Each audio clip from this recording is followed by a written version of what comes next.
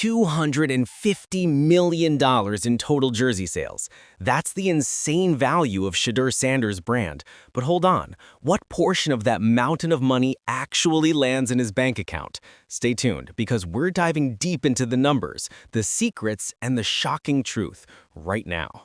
But here's the twist.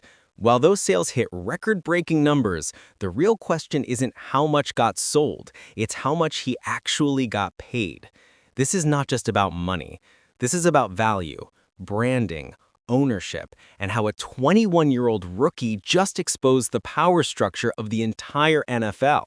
So buckle in, because we're diving deep into the truth behind the numbers and what Shedeur Sanders' $250 million jersey empire actually tells us about the future of football. Let's rewind.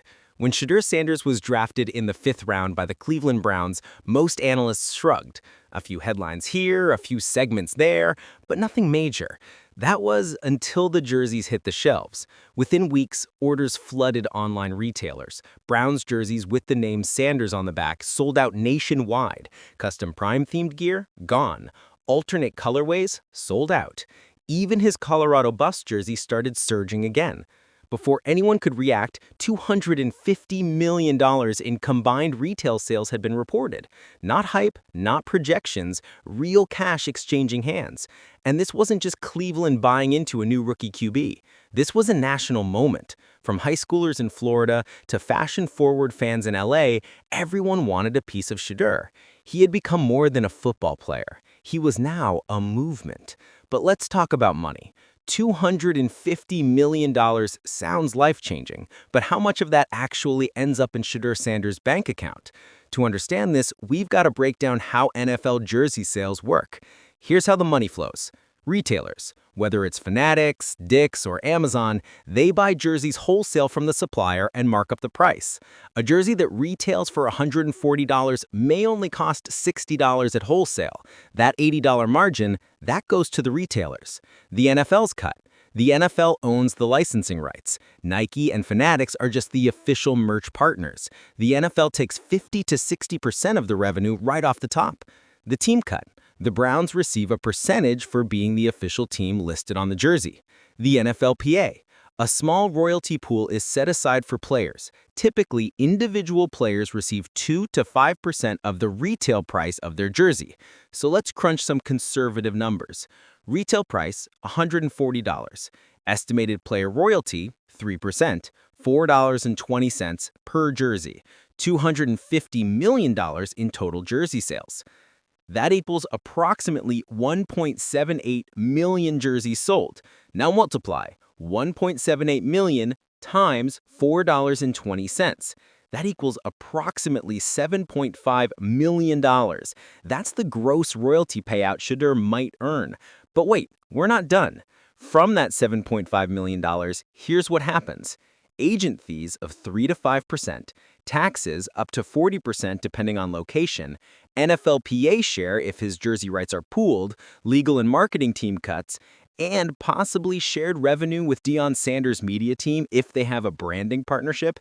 The final take-home number, likely somewhere around $4 to $5 million. Not bad for a rookie, but it's a long way from $250 million.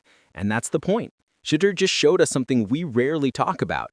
Athlete sales doesn't equal athlete earnings. Now don't get it twisted. $5 million from jersey sales alone is unheard of for a 5th-round pick. For comparison, many rookies never even earned that from their contracts, let alone merchandise. But this goes beyond money. It's about value recognition. Shedeur Sanders generated more jersey revenue than multiple starting quarterbacks combined.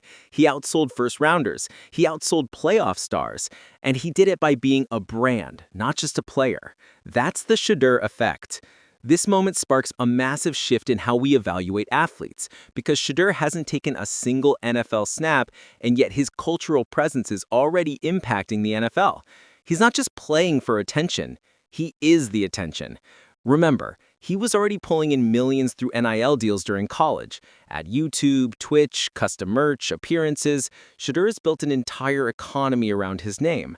That's why the jersey sales aren't just a side hustle, they're leveraged. And leverage, that's power in every future negotiation. Now tie this back to what's being called the prime equity revolution. Sources close to Shedeur's circle say that his rookie contract may include special clauses for viewership bonuses, content ownership rights, merchandise revenue shares, and independent monetization terms. If true, that means Shedeur isn't just earning a flat royalty. He may be co-invested in his brand revenue share. Imagine this.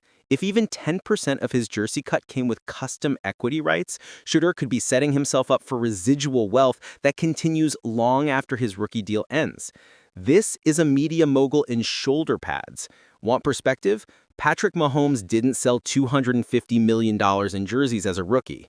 Joe Burrow broke Bengals records, but didn't touch that number.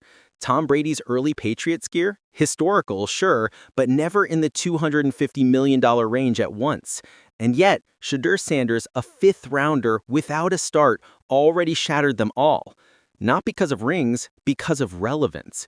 So what's the takeaway? Simple. Shedeur's success means teams now must scout two things: on-field talent and off-field influence.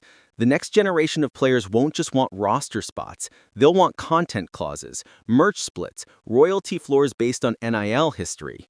And if the NFL doesn't adapt, players will build wealth without them. Because here's the truth. In 2024, players no longer need the NFL to get rich. They just need a camera, a mic, and an audience. And Shedeur Sanders has all three. $250 million in jersey sales is historical, but the real story is Shedeur Sanders used that number to show the world something deeper. That he is not just a quarterback. He is a businessman, a brand, a visionary. And while other players are focused on game plans, Shedeur is drawing business plans.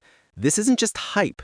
This is a new era of player empowerment, and the NFL better be ready, because the days of treating players like products are officially over. So what do you think? Should rookies be making millions before they ever start a game? Do you think Shedeur's brand-first approach is genius or risky? Drop your thoughts in the comments. Like if you respect the hustle. Subscribe if you want more breakdowns like this. Because Shedeur Sanders isn't just building a career, he's building an empire. And we're just getting started.